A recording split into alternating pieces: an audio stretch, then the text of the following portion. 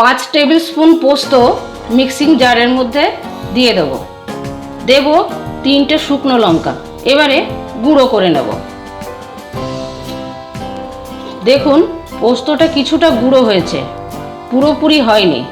এখন এর মধ্যে দিয়ে দেব জল আর 2টো কাঁচা লঙ্কা। এবারে মিহি করে পেস্ট করে নেব। পোস্তটা মিহি করে পেস্ট করে নিলাম। দেখুন এইভাবে পেস্ট করলে পোস্তটা কত মিহি হয়। আপনারা শিলনোড়াতেও বাটতে পারেন।